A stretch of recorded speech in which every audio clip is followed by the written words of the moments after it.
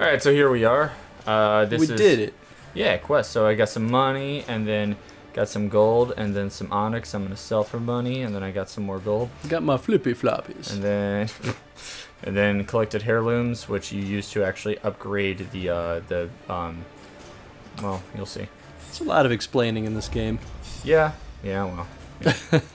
So bam, resolve. Look at this guy. He's already at 77 stress. Damn. Already. Damn. I suppose the complexity isn't bad because it's sort of an expectation of, well, games like this. I don't want to say roguelikes in general because roguelikes can be complex, but they often aren't necessarily complex. Yeah, no, I mean, it definitely depends on the type of roguelike, but if it is a traditional one, then yeah. But like this style of game, instead of like genre, I think this style kind of like builds that expectation of complexity. Absolutely. So what I love about this is you see this after like every mission. You can pull this page up. Poor dude looks crazy this as hell. Right here, this is the main character. Oh. So that right there, basically persona. That is the image that you should expect from this game. This. Whew. Yeah. Well, all right. Dark Dungeon cool indeed. Quests I gotta do. Oh damn. Yeah, these are all bosses. So is the game done when you complete all of those? I don't know.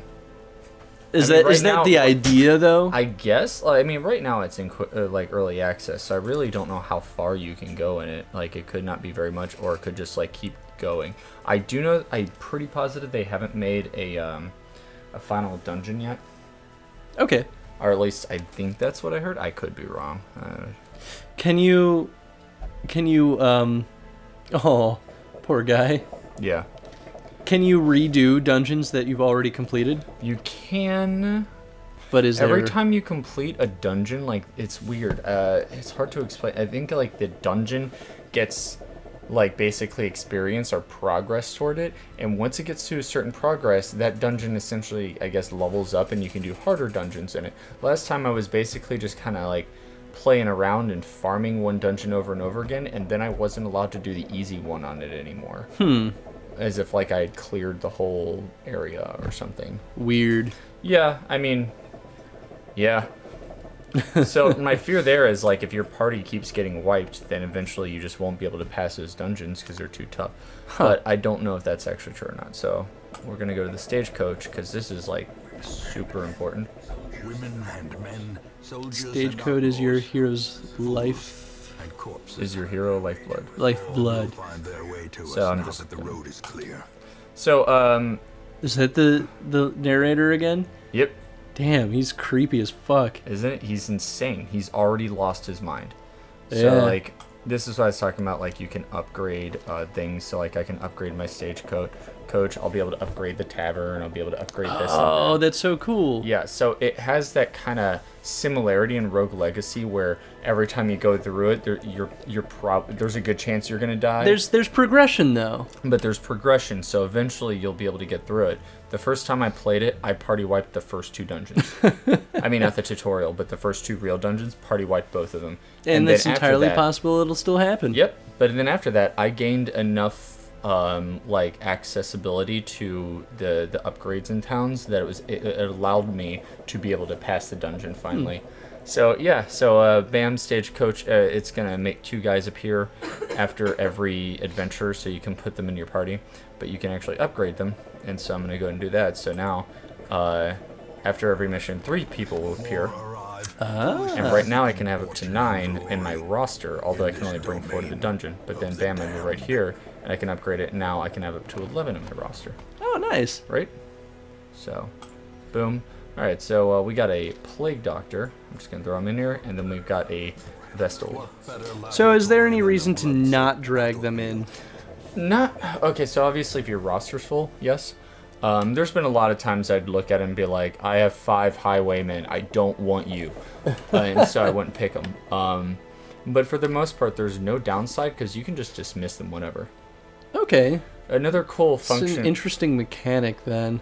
Yeah, it's kind of weird because that alone doesn't feel limiting, but I guess that it's fair that it doesn't feel limiting because as I said, you'll get a lot of insanity. Everything, like, you already saw, I've went 70 on something. Well, yeah, you're bound to lose characters. Yeah, and so, like, eventually, once I upgrade things like, or get the tavern and then get the sanitarium, I can put my crazy people in there and, like, or not sanitarium, but the abbey, I can put them there and, like, fix them up.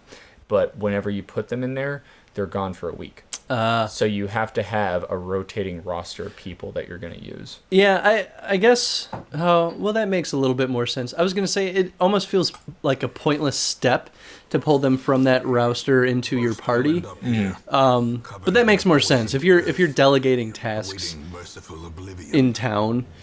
Yeah, absolutely. Then that allows you to rotate them in. But I love this. This is one of my favorite things. People, they'll just say things.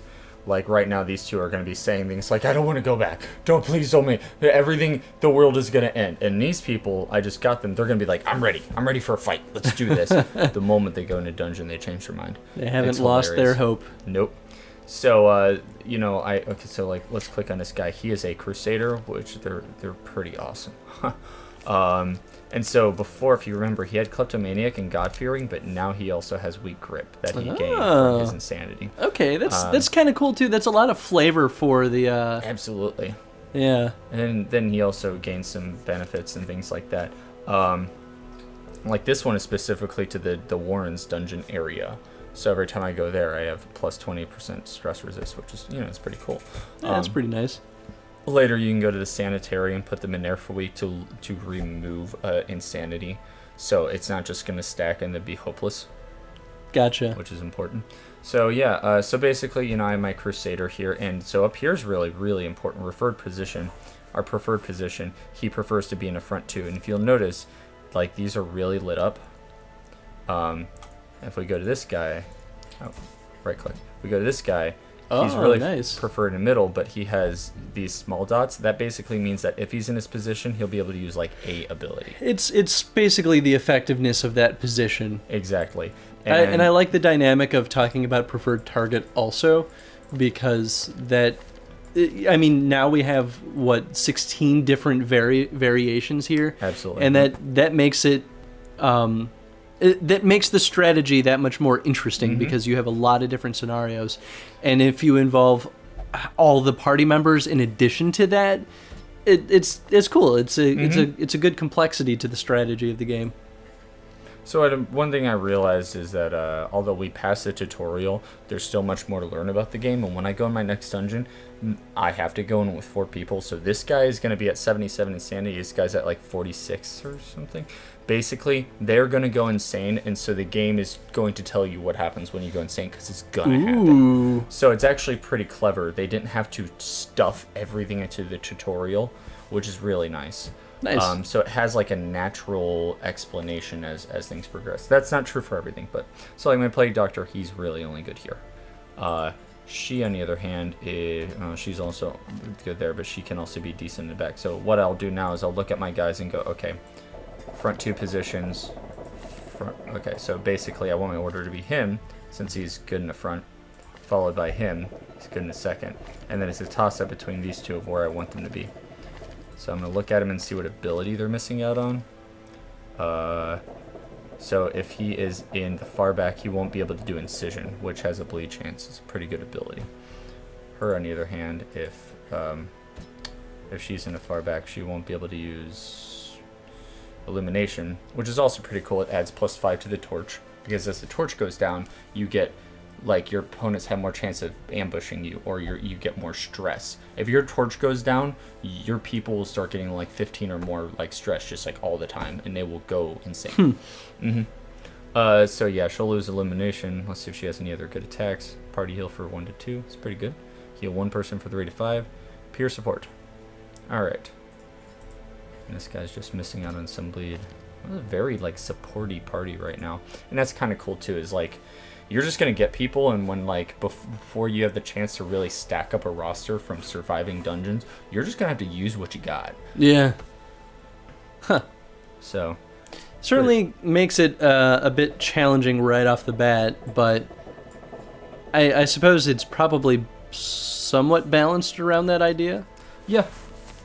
Yeah, I mean, it's meant, people are going to come and go, and that's kind of the one thing you have to you just have to get used to it. Like, people are gonna die, they're gonna go crazy. It's gonna happen. It's gonna suck, and there's nothing you can do about it. There's nothing you should do about it. Fair. So what's also cool about the stagecoach I didn't mention is those people show up. You can hire them. They don't cost anything. Ah. I also don't see anything that says like you have to charge people, which I think would be a cool mechanic. Is So- if like every time you completed a dungeon, they got a cut of the gold. Yeah. That would would make give the you most more sense. reason to not bring a full party with you. Yes, or not bring your most leveled people with you because if Yeah. they're high level, they cost more to bring. Levels are really cool because they not only determine like your basic strengths, but also which equipments you like. You can basically there's like levels 1 through 5 it seems. So you can get equipment up to level 5. You can get abilities that go up to level 5. So So do you basically spend your gold on equipment and abilities then? equipment and abilities are going to be the biggest sinks, and then after that, actually I guess this is the most consistent money A sink. mecca of madness. So I'm and gonna go to the morbidity. ruins here, and then I'm gonna fill my party. I can just click on them and the order I put them in, which is nice. So they're just gonna start in that order. Huh. There'll be plenty of things, by the way, that can switch your order around, and that's where things get like really crazy. Because like if you ever get ambushed, it just randomly like splits them up. It sucks so much.